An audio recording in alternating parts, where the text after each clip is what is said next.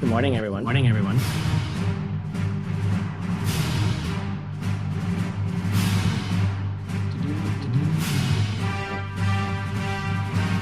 Welcome back. Happy Monday.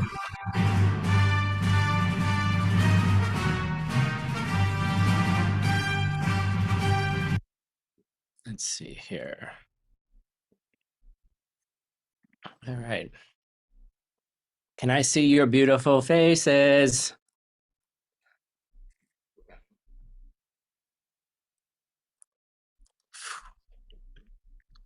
Okay, that's 25. There's 26. Yay. Okay. Good morning. Thank you. Oh,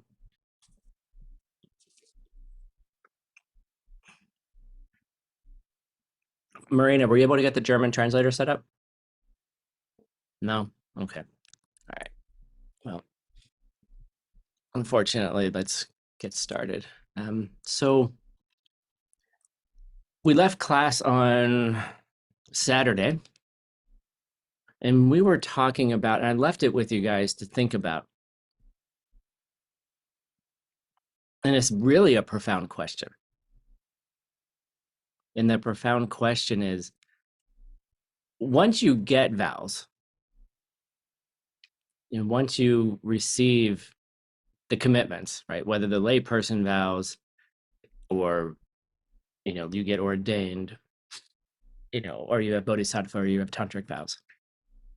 Like somehow they're given to you, right? They're given to you by some outside being, right? Someone outside goes, bam, you do a ceremony, you set your attention, and then you have these things, right? And we were talking about, well, how does that how does that work, right? How does, once you get them, let's just say from an outside person, right? And then you have them, where do they stay? Like, how does it work in, you know, how do the vows keep giving you benefit? Because they say, right, you know, currently, I don't believe, right? Currently, I don't believe that anyone's killing anyone right now, right? I hope not. Maybe that's why you don't have your Zoom calls on.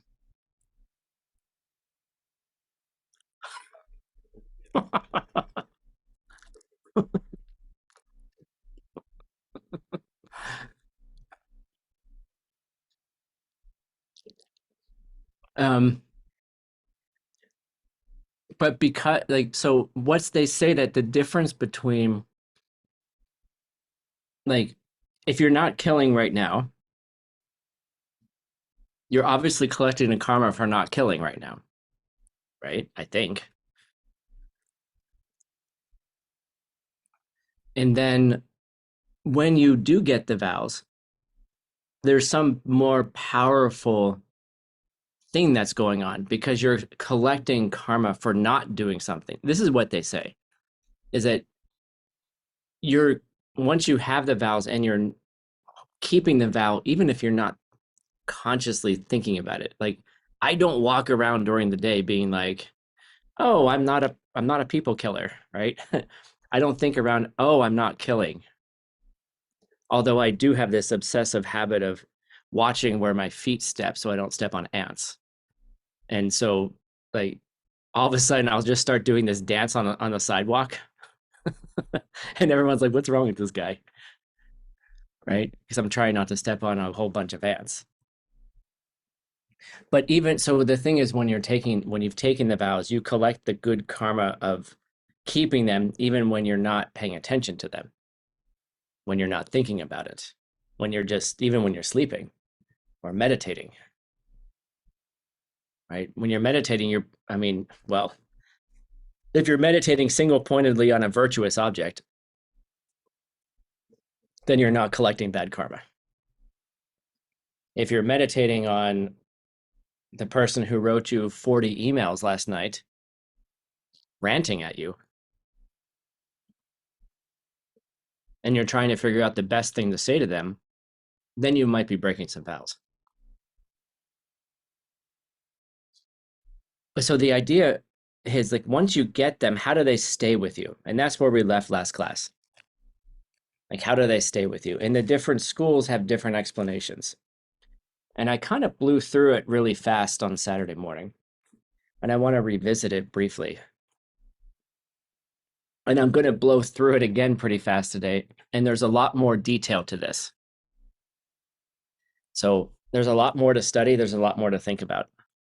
Um, so I'm not going to go through it too. Um, okay. Okay.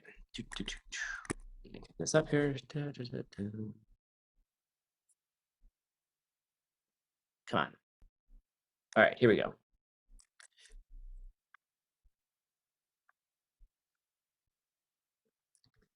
So quickly, we went through all the different schools of Buddhism. When there's four schools, the highest school has two parts: the lower middle way and the upper middle way. So, and there's a reason why I present this way, and then you have to think about why it's presented this way. So first, when it makes sense when you take a vow, you're like, okay, so I'm not going to kill, I'm not going to steal, I'm not going to engage in sexual misconduct, I'm not going to lie. So there's something that in our minds we say, okay, well, there's an intention not to do it, right? I walk down the street, and even if I'm not in the foreground of it's not in the foreground of my prefrontal cortex, there's something more in the background that's like constantly scanning my actions, so I'm not killing.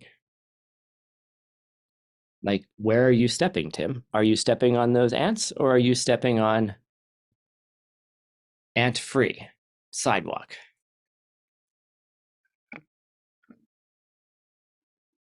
So there's something that's there. There's an intention that I keep. Like, there's an intention I keep not to steal things, or the intention to not engage in sexual misconduct. So when I meet somebody new, it's like, oh, we have a connection. All right, let's find out all the information. Are you married? Do you have a partner? Right?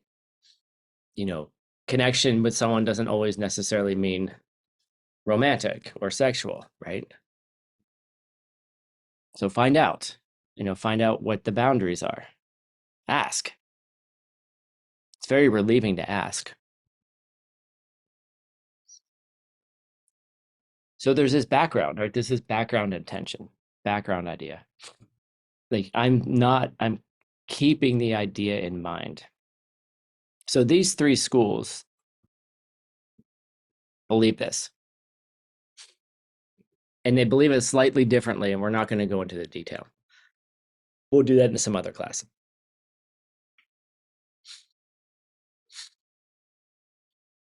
But if you want a little bit of detail, so the main difference between the sutras and the mind only is when I say here plus the seed, that's actually a mind only idea.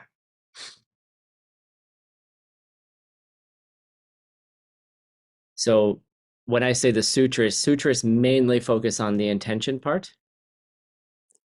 And then the mind only says, well, that's not enough. It has to be the seed as well. Okay, so those two things combined, the seed in your mind that's opening up to have the intention to not kill, right? That feels kind of nice to us, and that kind of feels nice to me too. But then the Abhidharmas come in and say, well, look, that's not really it, right? Because they'll argue, the detailists will argue, well, how do you have the intention to not kill when you're not even thinking about it at all? Like, and they have a whole different view on it. Like, okay, you are sleeping, you are meditating, you're not thinking about it. It's not active, it's not even present whatsoever. And that's where we got into this idea of the halo, right? You have this kind of ineffable energetic, non-weight bearing aura that is like, oh, you have vows, right? You took the vows, you got up, you walked out the door, and now you got this halo, this aura that no one can see, but it's there. It's attached to you. Those things are attached to you. And because they're attached to you, that's how you're keeping the vows, even when you're not awake or you're meditating or something like that, or unconscious. So, and then the Prasangika says, okay, well, no. They're like, well, that doesn't make any sense. But let me tell you, before we go there, what I'll just show you the picture. It's they say physical matter too, then I'll take this off. The whole point of all of this is to think through it for yourself. Because frankly, sometimes you're just like, I'm so tired. I can't think like a Prasangika. Okay, well, at least I got my aura, right? And it's helpful to think, it's really helpful to think that you have some kind of energetic halo around you or something like that that's protecting you because you took the vows, right? I mean, if you conceptualize yourself this way, all right, you have this sort of protective barrier around you that no one can see, no one can touch. It doesn't show up on the scale. You don't have to obsess if it adds more weight or not. You know, it's a thing that you have. And to create a kind of protection circle around you that's like, yeah, I'm not going to hurt others. I'm going to be so aware of what's happening around me that I'm going to be able to prevent myself from doing things that hurt others. Right.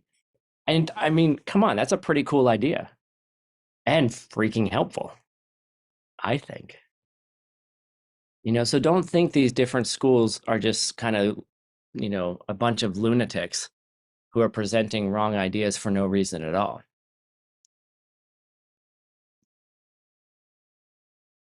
I was debating with somebody the other day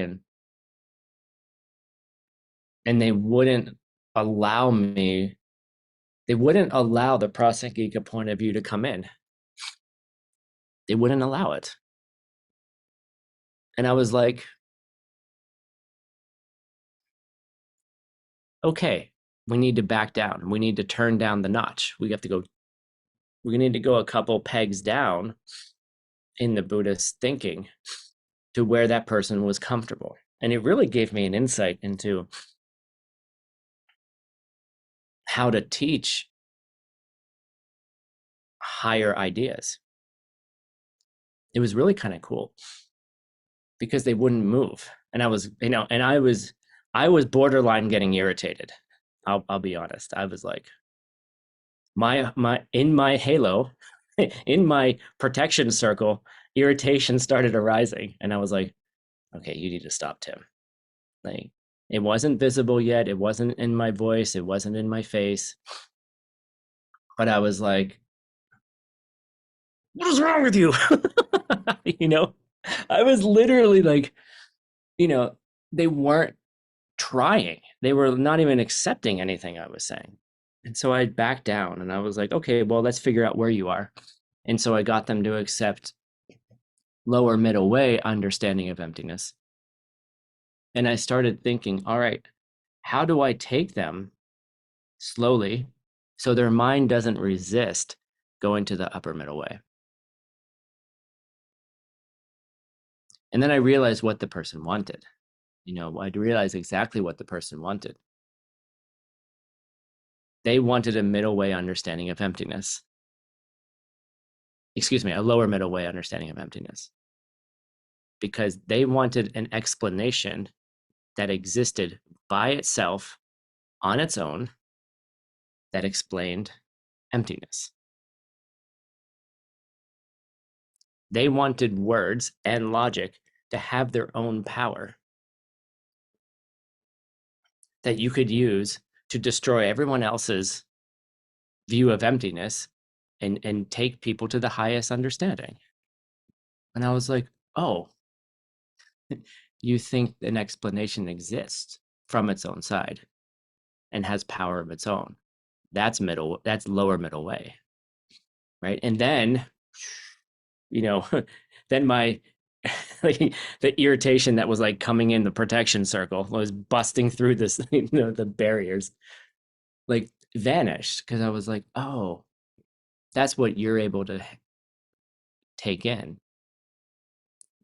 Like, imagine if I got angry. Like that would have hurt that person.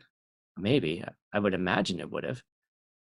They were coming to me to like for advice, and then their teacher yells at them. Like, what? Now there's a time for wrath, but that wasn't it. Okay, that wasn't the time for wrath. And by the way, wrath is not anger.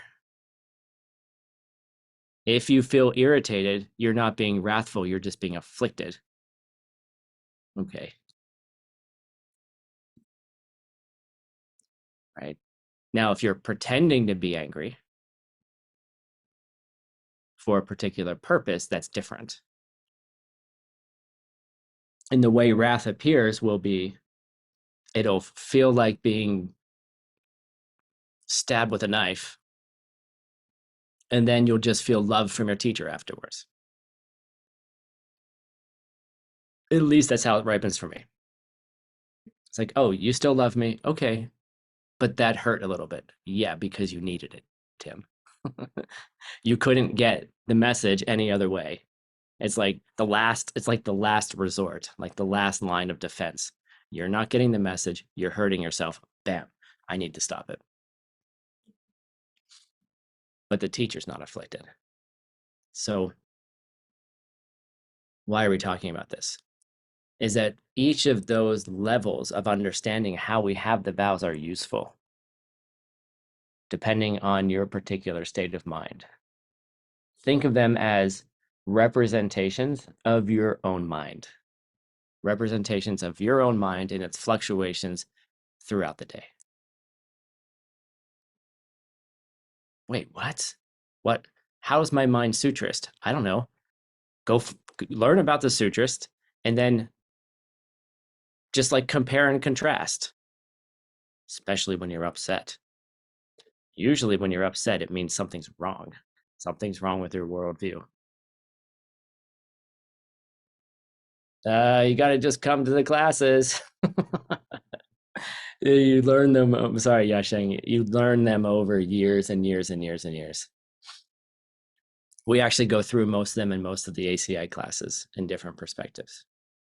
There is a teaching on the flavors of emptiness on the knowledge base you can go looking for. It's called the 6 flavors of emptiness.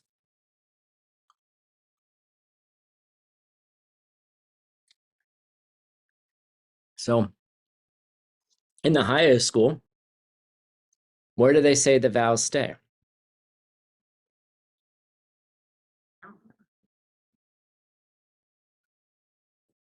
They stay in the projections themselves. They stay in the projections of you.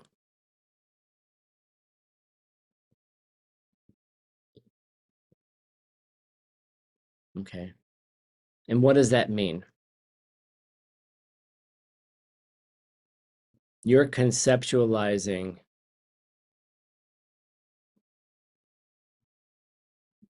there's a conceptualization, there's a mental image that's opening in your mind of having the vows. And what I said the other day is you have a conceptualization. So how do you maintain, how do I say this? How do you maintain gathering the good karma of doing something when you're not intentionally doing it?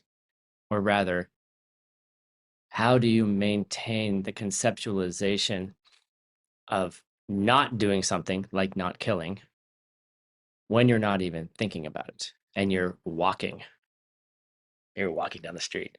Okay. You know, and you got to think about it.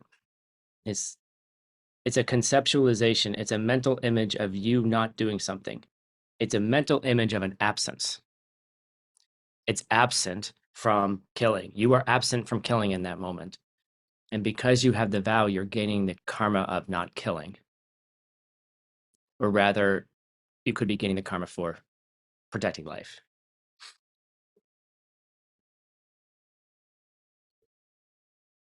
Depending how you want to look at it. Okay. So that's how it carries with you. It carries with you in your projections of you. What does that mean? Go meditate. Okay.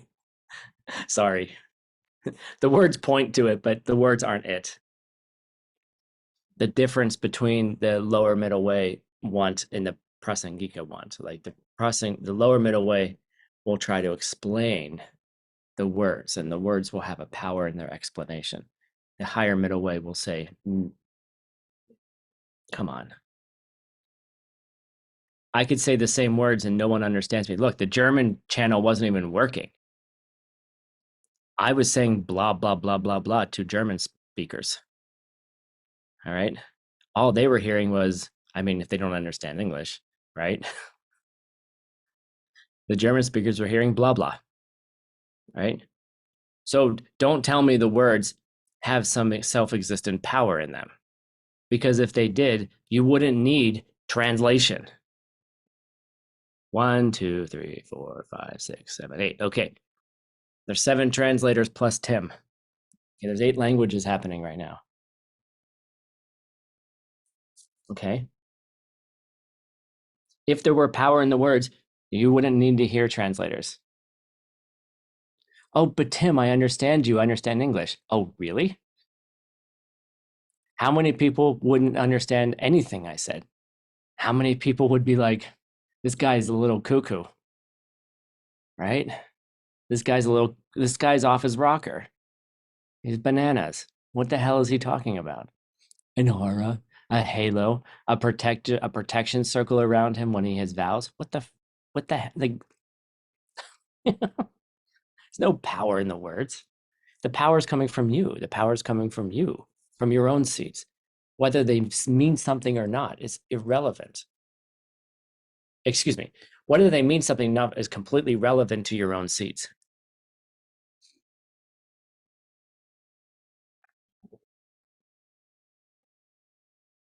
That's how you might move someone from the lower middle way to the upper middle way with a joke, with a sarcasm. So maybe that's the way to do it. I didn't do it though, because I was getting irritated. So I didn't allow the irritation. I just let them have their explanation.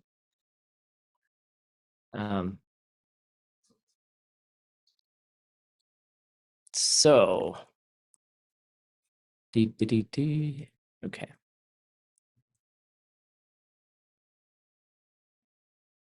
All right, so there's another part from this class that we didn't finish that I just want to go through really quickly. It's just informational. Let me make sure I got it all. Okay. We skipped one quick section. I'm just going to list it out for you guys just so it covers we covered it on the homework and I can say I gave you the full lung. Put the glasses on. So Jason Kappa talks about the vow. He breaks things into different categories. And we're going to go through what those categories mean. So here they are. Ready? The basic nature of vows, which we just did. Okay. What does that chat say? Okay. The basic nature of vows. What are the vows? How do you get them? In the basic nature, what are the vows? That's the first category. The second category is they're divided into 8 types. Yay. All right, another list. And then each of those 8 types, there's going to be descriptions of each of them. And then, which makes sense, who can take those vows? Because some are for lay people, some are for women, some are for men, some are for um, novice monks and nuns. Who can take which ones? How do you lose the vows? Like, what can you do to lose the vows? And then, what are the benefits of taking them in general? When you keep the vows, what are the benefits? So, 6 things: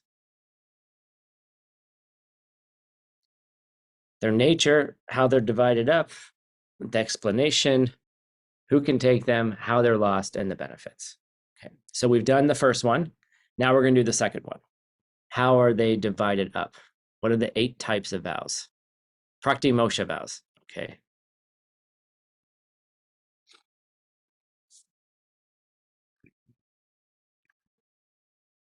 Let's see you guys. Okay. So the 8 different types of vows of individual freedom. The first one you can do is 1-day vows.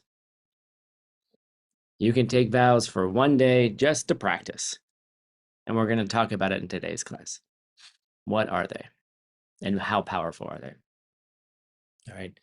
The second one is it's 2. It's lifetime layperson vows and split up between males and females. Why? I don't know, because they're the exact same thing. There are no differences. You know, there's a lot in the Vinaya about the differences of gender. Like, they make a big deal about it. It's probably some reason. And it's an interesting debate, which we're not going to do in this class, but like, where does that fit into a more modern day understanding of sex and gender? You have a physical sex, right? Born with certain body parts, right? And those body parts are, there's actually variations in all of them. Some people are born with both, right? Then there's all these variations. What does that mean? Right? And then there's identified gender, like gender expression, right? Where people, we have these binaries of male and female. I'm a male, I'm a female. I'm, I identify, but then across that is a spectrum of identifications, right? There's some men who identify as women. There's some women who identify as men. There's even within that, there's spectrum. There's some women who are more masculine, whatever that means, and some are more feminine, whatever that means. And then it means different things in different cultures. I remember it was an SCIM, the DCI teacher training. And I remember a Russian woman coming up to me and saying, "You need to be more man." And I'm like, what? What? You need to behave more like man on stage. I'm like, could you tell me? I'm like, let's unpack that. Can you tell me a little bit more what that means? What does it mean to you that I need to be more man on stage? I'm like, I wasn't even thinking that I was being man or woman on stage, actually. But okay, let's talk about it, right? Her understanding of what a man is and the way a man should behave is a little bit different than mine. Okay. I understood what she meant, and I also understood that, there's if you're skillful, like sometimes you need to be skillful with students, and so you might need to take on different roles or different presentations. Okay. All right. Let's not do this topic right now, because I could talk about this for hours and we'll never get done. But think about it, okay? It's interesting. It's interesting. Why are there male and female layperson vows, lifetime layperson's vows, when they're the same thing? Does that, maybe it just bothers me. I don't know. Okay, whatever. Think about it. What is the karma that brought you in this world to be a particular gender?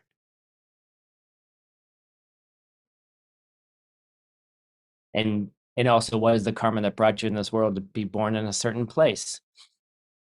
And what does it mean to be the particular gender that people see you as versus what you identify as? There's a lot of stuff in there. And then between cultures, come on, like,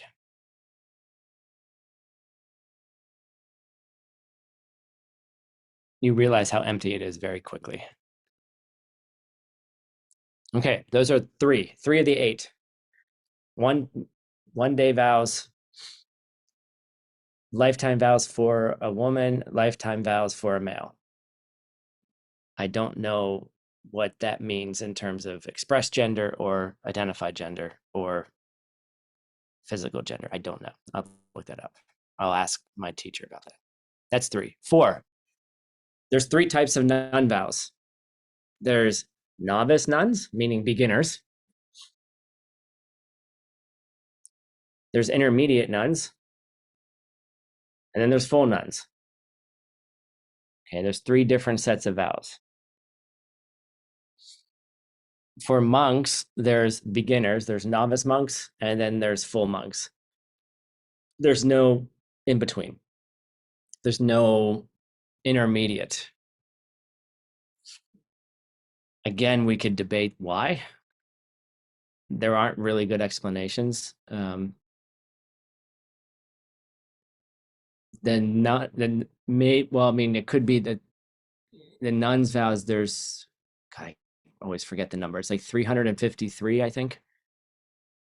And there's 250 some monks vows, so there's less. Maybe there's a difference. No one's really explained why there's more. Actually, having studied the nuns vows, basically what I think it is is basically designed because men are weak and women are stronger, frankly. And a lot of the vows are to protect men from their own stupidity. That's my view on it, because a lot of the extra vows seem to be dealing with like all the little things you can't do to flirt with a man because he's weak. He won't be able to resist you. Something like that. I don't know. I don't know. There's lots of arguments around it, but there just are more for women than there are for men. So we could debate it and maybe figure it out someday. I mean, I would say it's probably interesting that in our sangha that of all the people besides Geshe Michael who I've known to be ordained, the women have continued to be ordained, and the men, a lot of the men have not. I don't know. It's a small data set. It doesn't count. I don't know. You can think about it. They're beautiful, beautiful vows, and Vinaya can help you out tremendously. And if you're called to that, let us know. We can put you in contact with some ordained people. Okay, so those are the 8. Okay.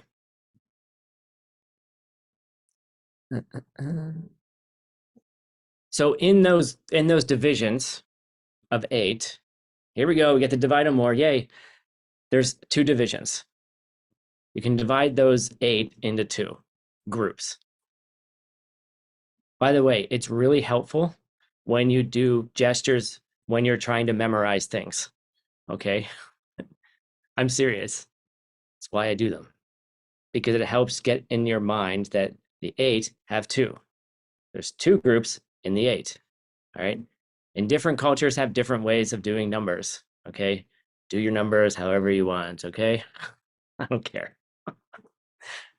Right? The 8 have 2. So they're broken into those related to the, oops, hold on, I'm sorry. I have to open my next PowerPoint. Let's close you.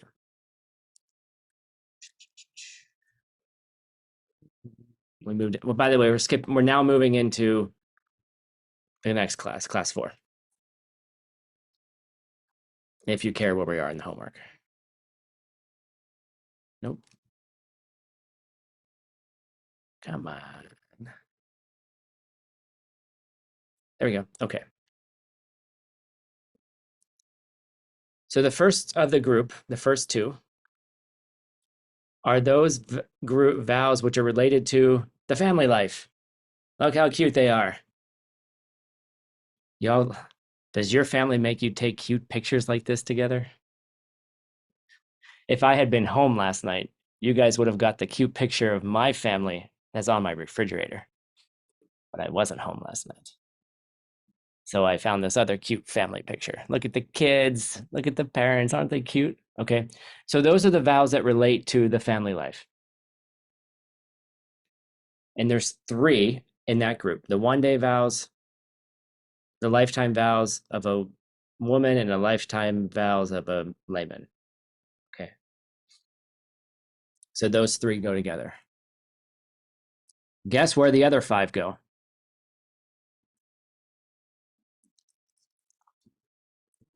3 plus 5 is 8. The other 5 go into those who have left the home life. Yay, look, the kid's running away from home. Okay. He's like, I'm done with this. I'm done with this bullshit. Like the kids who like, packs up their suitcase. My brother ran away from home once. This is why I like this picture. It reminded me of him. He was so mad one day, and he just like he packed up his suitcase. And I'm like, where are you going? He's like, I'm running away from home. I'm like, what? And he like packed up this little suitcase. He put mostly toys in it, you know, right? And I start crying, and he's like, I'm leaving. And he left, right? He ran away. He didn't go very far, you know. But yeah, so those who choose to leave the home life.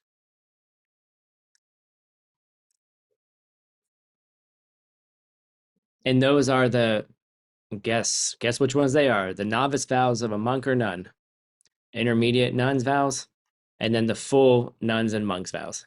Okay.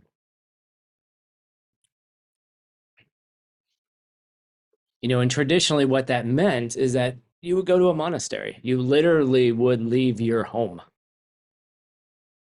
and you would go to a new home, and the new home would be the monastery. Okay. You become a renunciate. And so little kids, they move into the monastery. They you can't become a full monk or nun until I think you're 19.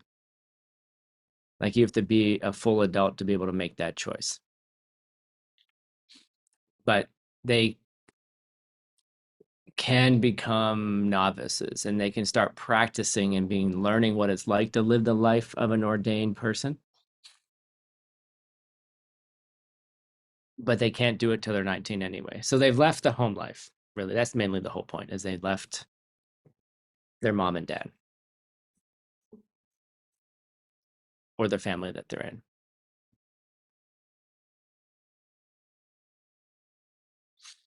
And just because it's an aside, it's possible for someone to have taken the lifetime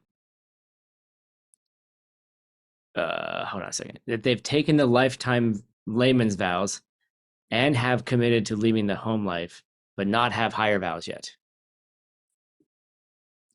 It's just a side point, meaning you could have left the home life, have lifetime vows, but not yet have any other vows, like novice vows.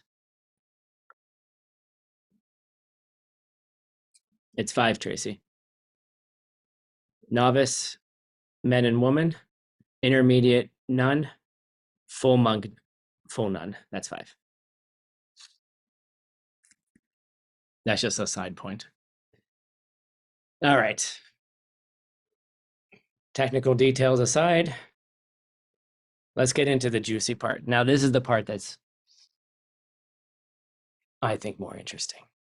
Anyway, for us lay people, those of us who have not yet run away from our homes. Then you got to ask the question what that really means. Um,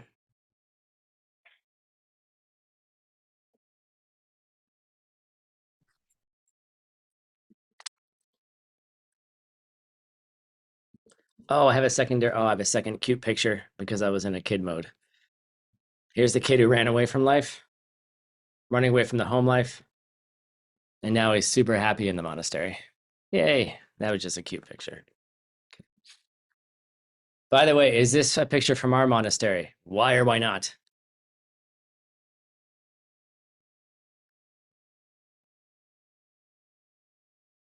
No, why?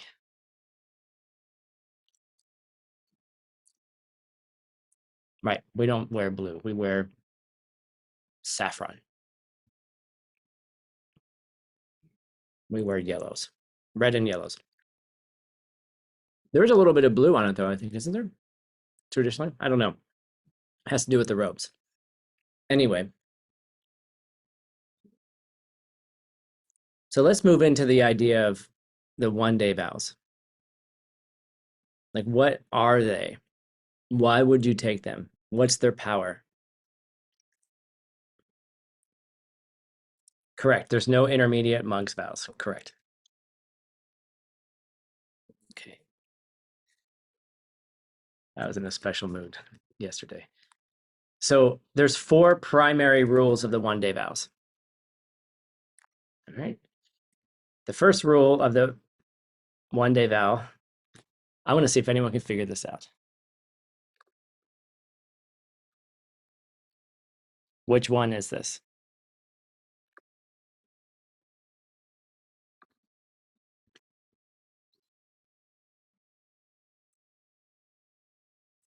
Uh-uh.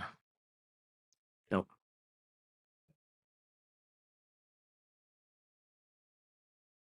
Okay. You won't, you guys, no one's going to get it because I was in a special mood when I did it. This one means not engaging in any sexual activity. Okay. They're putting on glasses. They're all looking at the movies. They're not touching each other. They're not cuddling with each other. They're watching a movie. Okay. You might argue with me and say, well, Tim, he could put his arm around her. Oh, yeah, he could. But that is not what's happening. Okay. I was trying. Well, yeah, we can't see the last row, Tracy. No making out in the back. Okay.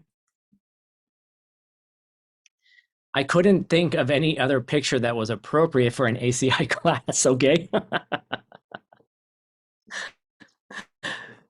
So, anyway, not engaging in any sexual activity. So, when you take the 1 day vow, you agree for a single day to not engage in any sexual activity. That includes with others and with yourself. Okay. And so, like, when you take this vow and you say, okay, I'm not going to engage in any sexual activity, you have to start doing that. Like, this is what I was talking about protection circles. Okay. It wasn't just being totally random earlier either.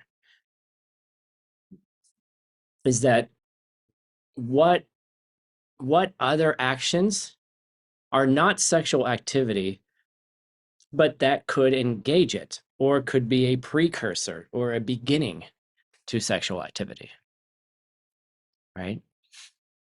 So what kinds of, so when you're taking these vows is almost this idea of like, if I'm not going to engage in any sexual activity at all, I can't even start sexual activity, right?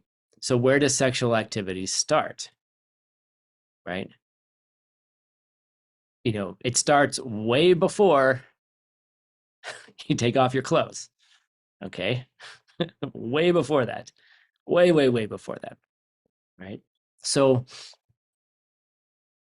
like, then you get to start looking at, well, what subtle things do I do with my sexual energy that's not explicitly sexual? Like, how do I look at people? Right? How do I, right, in our minds, you know, if I'm sitting in a cafe and I'm noticing someone as being attractive, I'm like, hello, right? Is that the beginning? Right? What about random thoughts about people? What about, what about things like just overt sexualization in our cultures? Maybe advertisements. You know, how many billboards when you're driving down the street, right? What are all the different ways that sex is present in your life? It's an interesting question, you know. So that's why I said, like, go to the movies, put on the 3D glasses, you know. Then you're not engaging in sexual activity. Oh, but maybe there's a sex scene in the movie you chose. Damn it. Right? Oh, I'm gonna go to a Disney movie. Sorry, good luck. Disney has innuendos all over the place. It's for adults and for children. Okay. You see, so there's an interesting thing. Like, can you go a whole day and refrain from sexual activity? Probably. Like like obvious sexual activity, probably. If you can't, it's there might be an issue, but like you should be able to get through a day. Okay. But how much subtle parts of it? What else is subtle? Like that's why I like that picture because the glasses they put on. Like what glasses are you wearing? Like are you wearing the glasses of like, wow, that everyone's hot? Or are you wearing the glasses of just appreciating beauty? Different seats. Same beautiful, same person, different seats. You can appreciate the beauty in someone and not make it sexual, of course. Duh. You can also appreciate beauty and make it sexual. They're not related to each other. But what glasses are you wearing? Where's your mind? It's all about where your mind is. And then you start realizing how much sexual energy you might be spewing forth from your being unconsciously. That's what taking celibacy vows really teaches you how much unconscious, uncontrolled, wild sexual energy is just in you. Okay. And how much and how it can control you and then how you can gain control of it. It's kind of a cool thing. It's actually a really cool thing. All right. So that's the first one. The second rule is no stealing. Okay. Right. No one's really going to be doing this, I hope. Right. Going to a bank, robbing the bank. Right. But the idea of no stealing is not taking something that was not given.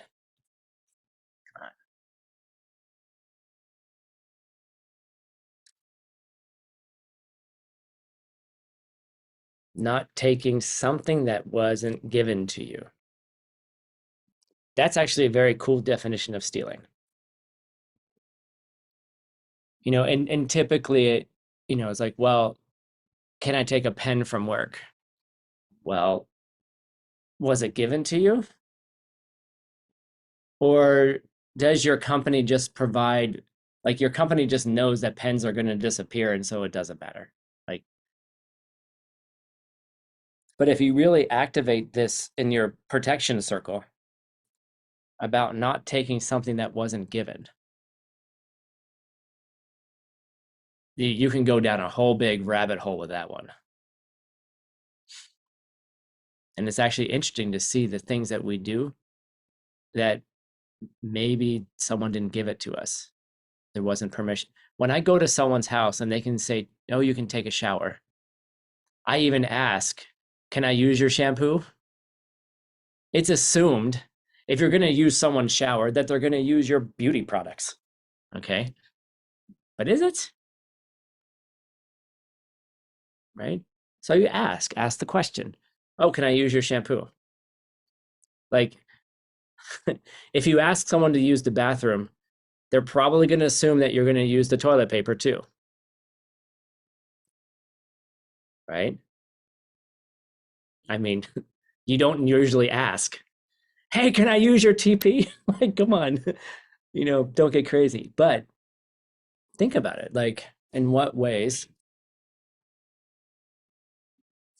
you know, are you taking things that weren't given to you? Seriously. And I've cursed you forever. Every time you go to someone's house and you use the bathroom, you're going to wonder if they are allowing you to use their toilet paper, or should you bring your own? Okay.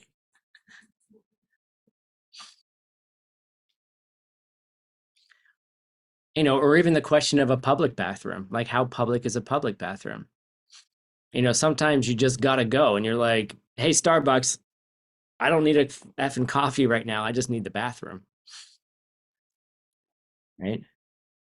Well, I bought a coffee yesterday, so can I use the bathroom today? Gotta go. Like, should you ask the staff first? You know, you know, you gotta ask those questions. All right. The next rule. No killing. Okay. No killing a human. Let's make sure that, yeah. No killing a human or killing a human fetus. All right. It specifically says humans in these rules. Okay.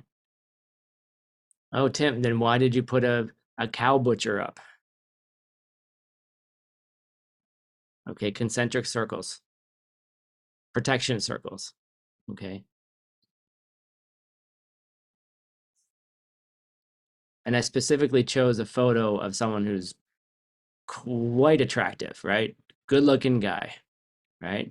He's not some sort of like, you know, ogre who's cutting the meat off the cows, right? And you have to think about it, right? What is it when you go to the grocery store and buy a hamburger or you buy a steak? You're buying a steak, you're not buying a cow, right? The word is different. The image in your mind is different. The conceptualization is different. You don't look at the filet mignon and go, moo. You don't think that it used to be attached to a living animal, but someone did. That animal lived probably, I don't know how long cows lived before they killed them, but many, many years. Lived on lived out, ate some grass, hung out with his cow friends, had a comfortable life as much as it can be, and then herded into the slaughterhouse, and then someone killed it, hung it upside down, the blood dripped from their body, and then someone cut it up and put it in a nice little package in the grocery store for you.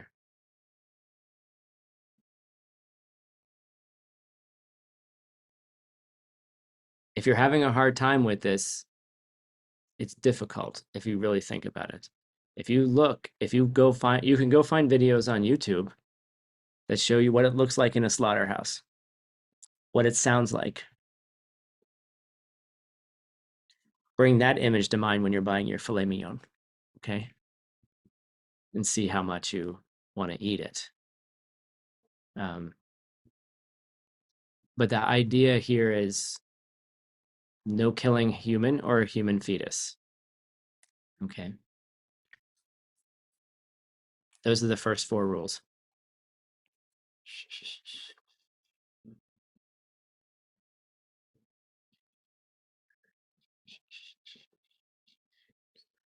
I know. So Tracy asked a question like, what about pet food? Or like, the varying situations. You have to think about it. I got cats. I was so excited to get cats, and then I realized I had to feed them meat products because cats can't live without it. So what kind of karma is it to be an animal that can't live without meat versus being an animal that a mammal that can with the proper nutrition? Like you can do it, no problem. So, you got to think about it. I'm not being overly moralistic. I'm just saying think about it. Think about, there's also there's lots of reasons that some people do eat meat products for health reasons, and if your body needs it, consider it. I went through a period of time when I needed to. I was having horrible health issues, and my doctor said just eat what your mom fed you when you were a kid.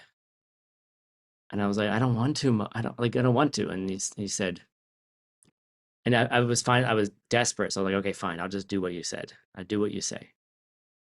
And so I just ate what my mom fed me when I was a kid for about 4 months. And I remember like doing all of these prayers and all of this wishing that it didn't have to be this way, and honoring the animals whose lives were taken for my benefit and maybe for the benefit of others too. You don't know. And then about 4 months into it, I remember going to the grocery store and I went to the meat counter, and I went to order my week's supply of dead cow.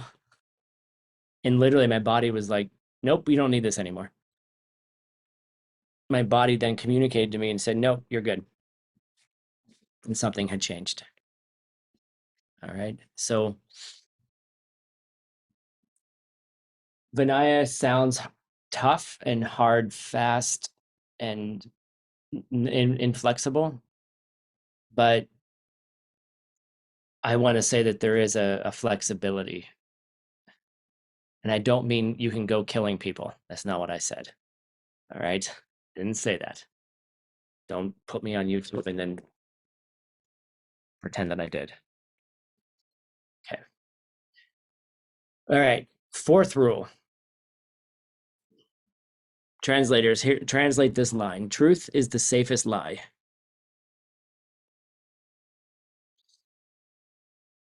That's what the picture says. So the fourth rule is no lying. And the definition of lying in Buddhism is when there's one image in your mind and you give someone a different image in their mind.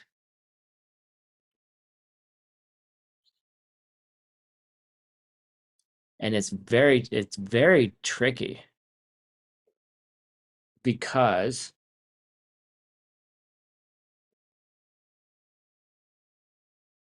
you can lie without saying anything.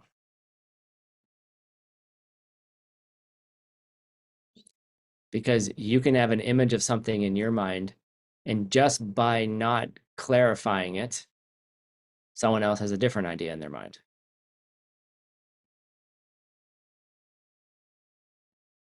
Now, there's many reasons why you might not want everyone to have the same ideas in your mind. Okay. And you got to think about it. There's this great book. It's by a Chinese author. It's a trilogy. It's called The Three Body Problem.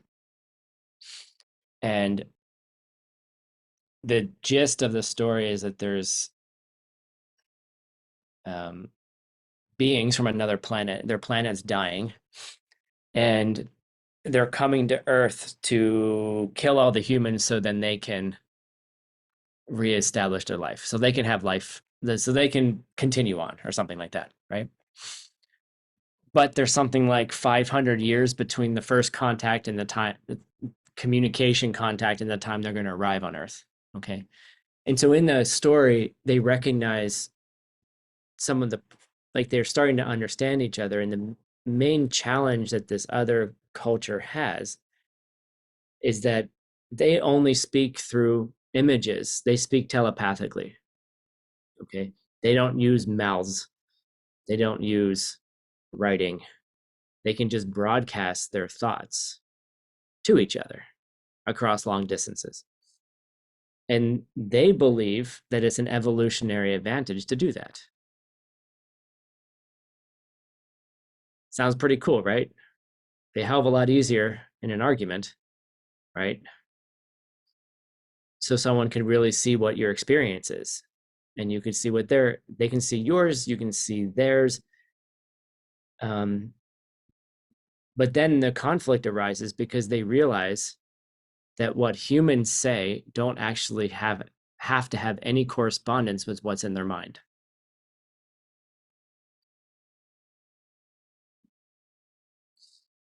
That there's no necessary relationship between the words that come out of a human's mouth and the actual idea that's in their head.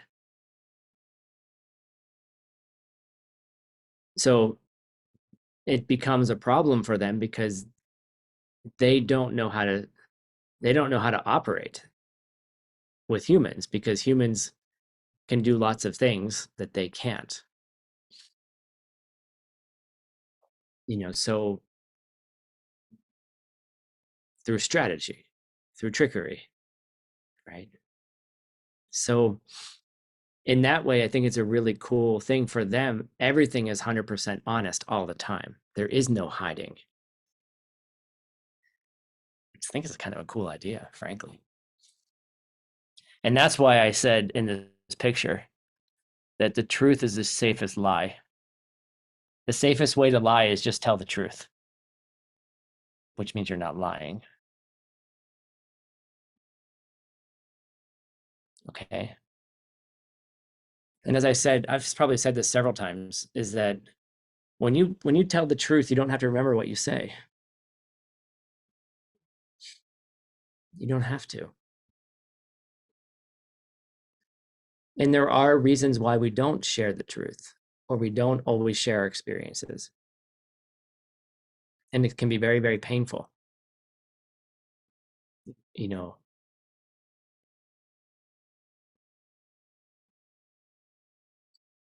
So you have to think about it. It's a lot trickier than the words that are coming out of my mouth. But what would it be like if we could share everything? Why don't we share everything? What's the fear? Like if I told you guys everything about me, or you told me everything about you, you know, and people are judged. I mean, awful story, guys. Awful story alert. I read an article yesterday. The mayor of a small town in Alabama, it's a state of the United States, Alabama. Mayor of the town killed himself. Okay. Why did he kill himself? He was the leader of the town. Thầy đó. He was the he's a Mẹ đang học cho mẹ xem. Got another storyteller. Mayor of the town, preacher at his church, loved by everybody, right? Why did he kill himself? Because he had a secret. And the secret was that he actually, he was in some private forums, and he has this, he as actually was struggling with his gender, which is why I brought it up, because it's related, in that he identified as transgendered. And in his world, he couldn't be that. Alabama is a very conservative state in the United States. He's, and so he had a secret life that he was trying to like bring together. Like, and then someone found it, someone put it on the internet, everyone in the town found out, and he couldn't handle the criticism. He couldn't handle the judgment, and He killed himself. Okay.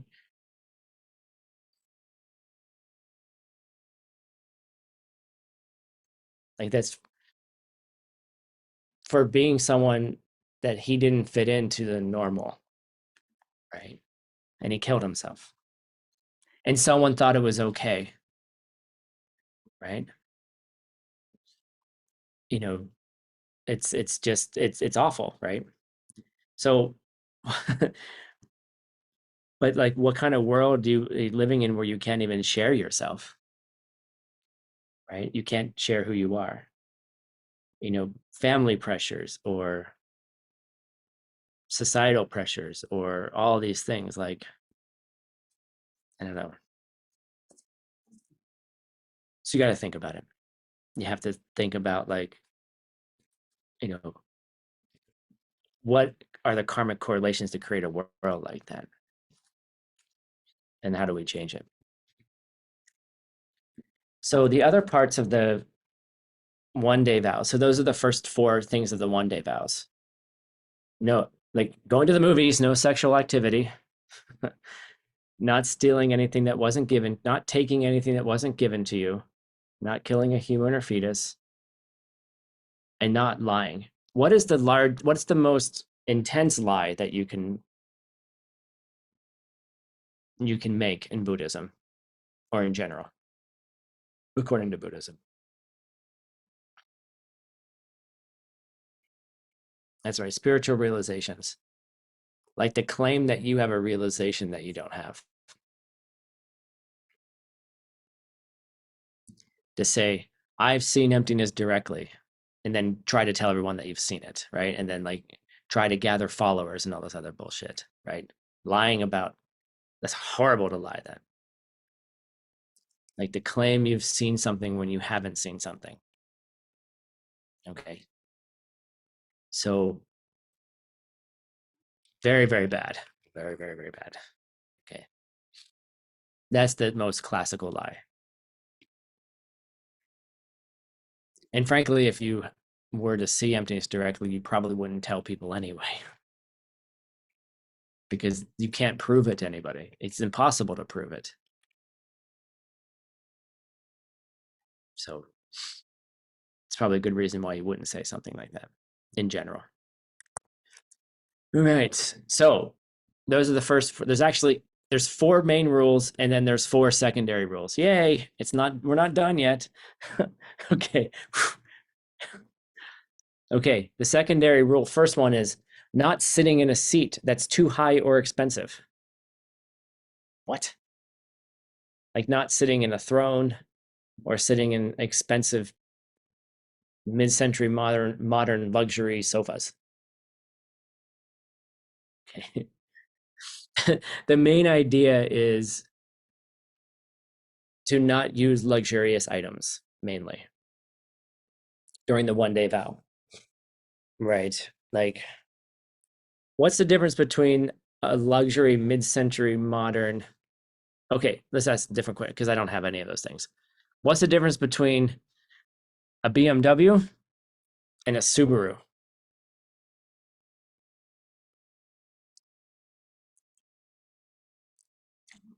Are they both cars?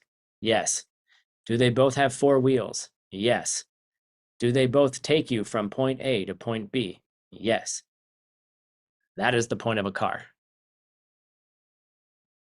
Now, does your BMW have an upgraded sound system, super comfy chairs, a quiet interior? Yes. Okay.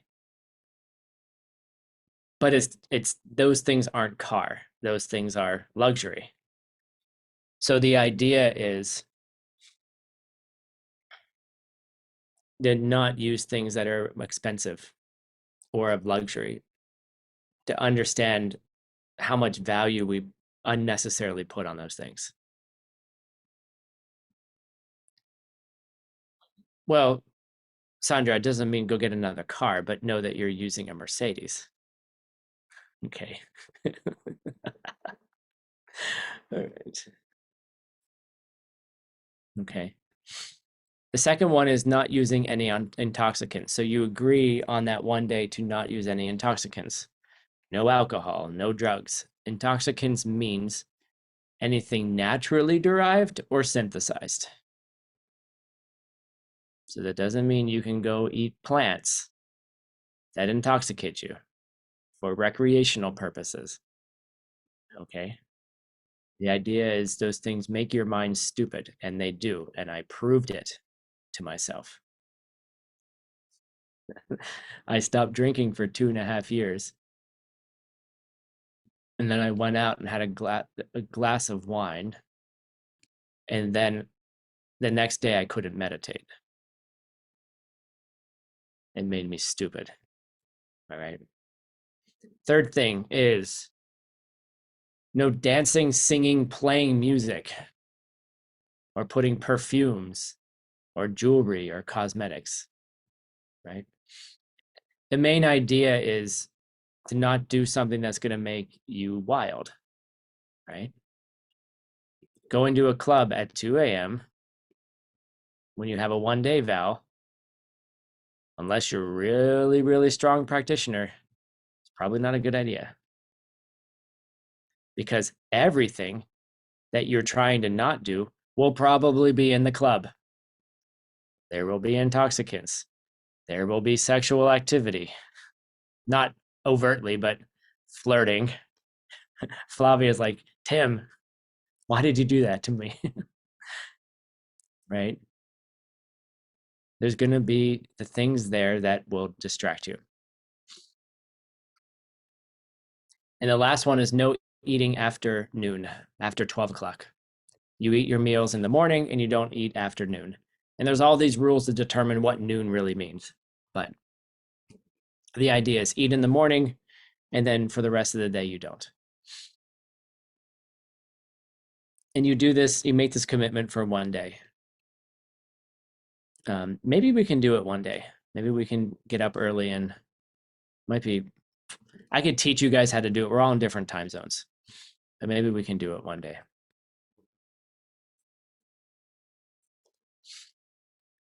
And what's interesting about doing these practices is that if you do it once, first of all, like you think it's going to be difficult. The first day is going to be difficult. And honestly, the hardest part for me is the eating. Like the eating, like not having 3 or 4 meals or however much I eat during the day, it's hard for me. But there's something that if you get your body used to it, to just eating in the morning, then you don't have to worry about food for the rest of the day. Then you can just focus on your own practice. There's a lightness that your body has.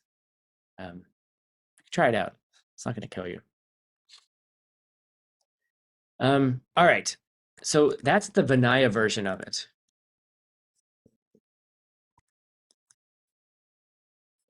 There's a Mahayana version of this. And here's my picture of the Mahayana. Planet jumping. So the Mahayana version of this is pretty much the same, except for one thing. What do you guys think that one thing is?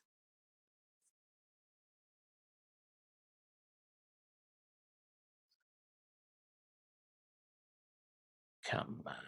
I just told you.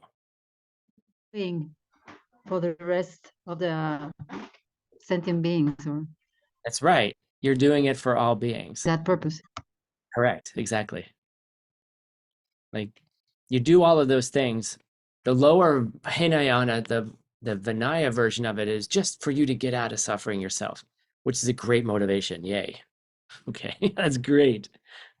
But the Mahayana version of it is you're actually doing it for other living beings. That's all. That's the difference. And you are one of them. Thank you, Tracy, for reminding us. Don't forget that you too are a living being. Okay. Oh, look, we got Barbie too. Nice. So that's really the main difference. And one of the ideas, and this is just you have to just think about it in Vinay, and I have to just tell you, is that you can't go backwards in taking vows. So, like, if you're a monk, you can't take a 1 day vow because it's considered a lower vow. But you can take a 1 day vow with Mahayana motivation, and that's okay. Get it? So, a monk or a nun cannot take a 1 day vow, but a monk or nun can take a 1 day vow with Mahayana motivation. And I want to show you guys, I couldn't find the picture. This is actually the picture I wanted to show. I'm sorry, I'm going to embarrass somebody. See that picture? The picture that our Vietnamese interpreter, hi, has. That's the picture I was looking for. That's the planet jumping picture. Okay. That's the Mahayana Bodhicitta picture. I just thank you for putting it up. Okay, I'll stop embarrassing you. Okay. So maybe I'll start embarrassing all the translators every once in a while. So you can see what great work they do. Thank you, translators. Okay. That's a Mahayana vow. All right. What do we have to do next? Okay, we're pretty much done. Do I have more pictures? Why do I have that? Oh, I know. Okay. All right. So that's how you take 1 day's vows. How do you take lay person vows? Persons of people who haven't run away from home yet. Okay. People who have not packed their bags and run away from home. What are the vows that you can take? There's 5, 6. There's 5 vows and then a 6th one. Ready? Yes. If you have Bodhisattva vows, you can take 1 day vows with Mahayana motivation. Okay. So the layperson's vows, super simple. We already talked about it, just different order. No killing a human or fetus. No taking anything that didn't belong, don't take anything that wasn't given to you. No sexual misconduct. No lying. No intoxicants. Those are the 5 layperson vows. And then people ask the question, can I take 4 of them?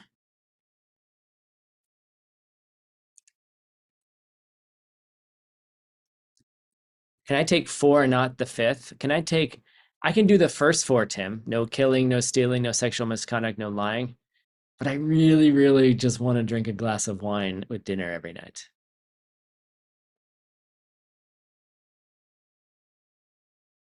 Unfortunately, no. In our lineage, no, you cannot. But I suggest practicing these things.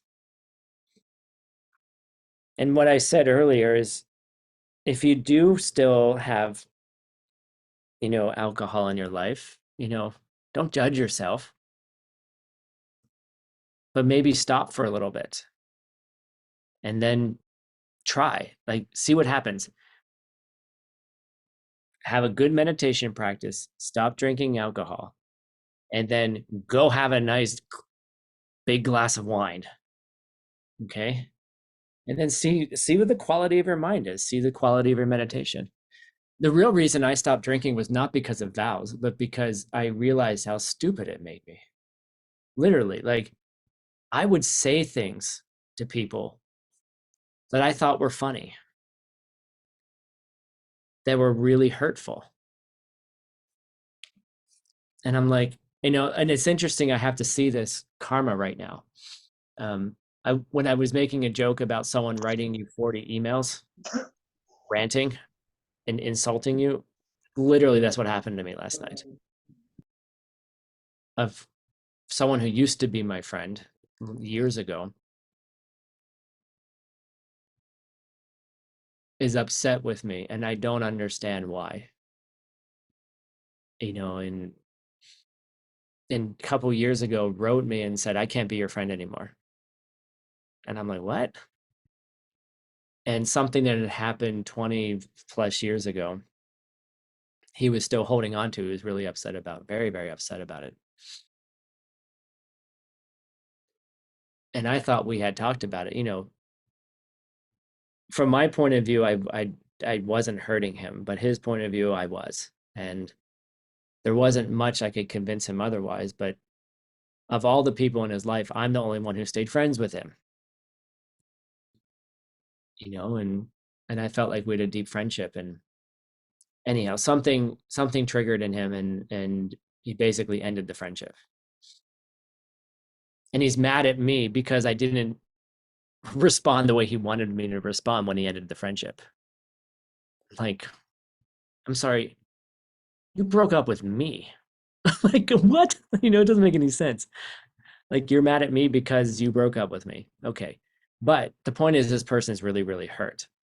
And he reached out to me a couple months ago, and I've been asking for a reconciliation. Let's talk. Let's talk. Please, let's talk. I want to understand what happened. I can give you my perspective. I can see how your perspective is, and I can see how you were hurt. And I may not agree with what happened. Might be able to clarify, but it's not always about who was right and wrong. It's not about that. It's like, what's the connection? Like, how do we care for each other? And my last request was like, look, I want to reconcile. I want to help. And last night it started again. Like, literally, he's so afflicted he can't, and I was thinking, like, what is this behavior? When he writes me when he drinks whiskey. Okay. He smokes marijuana most of the day, and then when he drinks whiskey he gets vile and belligerent. Okay. And literally it just kept going, and he was insulting me. And like, eventually I was like, yeah, Desmond. I was like, what the hell seed is this? And then I'm wanting to write back, and I'm like, no, just like, I think it's more annoying to get 40 emails than it is to get 40 texts. Okay, because like you have to open each one, right? But no, he is when he drinks whiskey, he becomes a monster. He always did. He always got angry, and he's so angry. And I saw all the things, like, he brought up issues that he had with his parents when he was growing up, and he compared his family to my family, and like, he was insulting the good things that I had that he didn't have. And I was like, I know all of those things, and I still love you, and I'm still friends with you. Like, I knew those things about him, and tried to support, but apparently I couldn't support in the way that he needed or wanted. And I didn't take it super personally, a little bit, but it made him stupid. Like, he can't even talk to me when he's sober. He can only yell at me when he's drinking whiskey.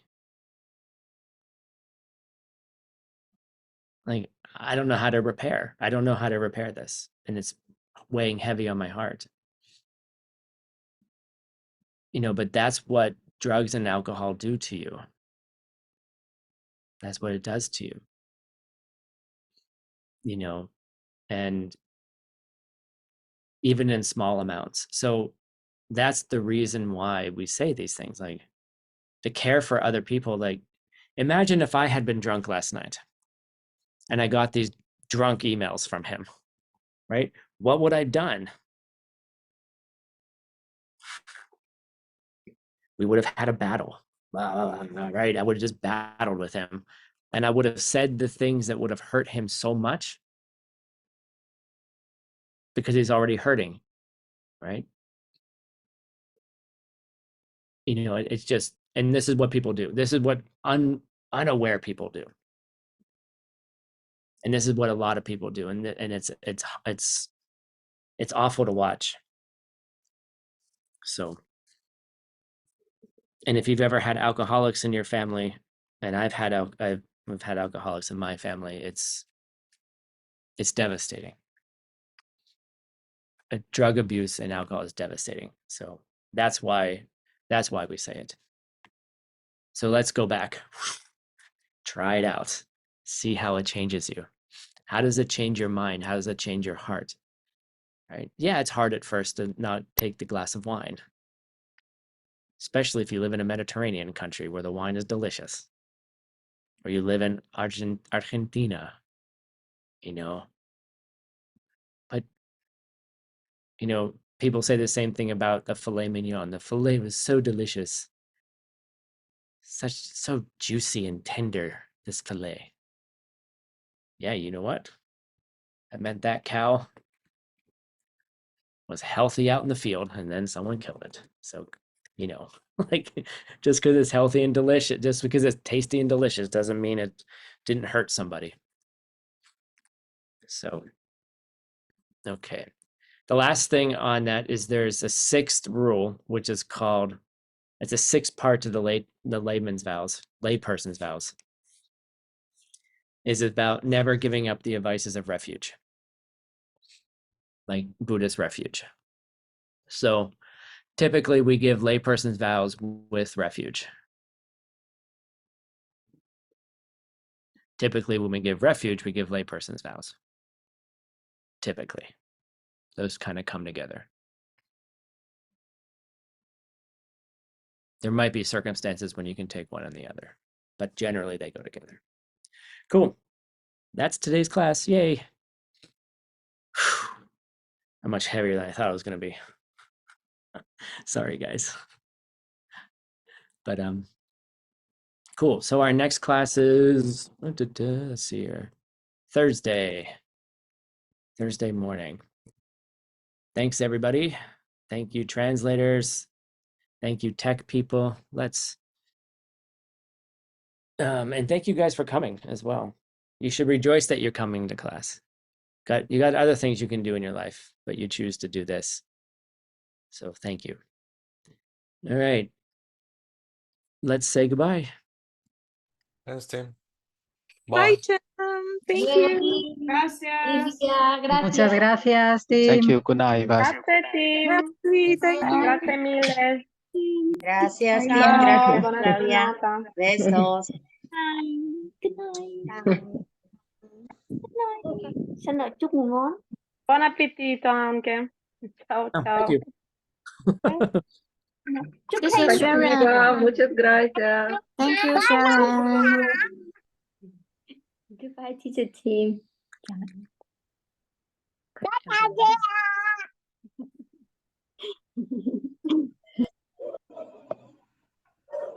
Yes, Persis, I'll respond to you. It's Monday. Wasn't looking over the weekend. Oh, I love it when you bring kids to class. It's so cute. Thank you, teacher. All right. Oh, that's so cute. Bye.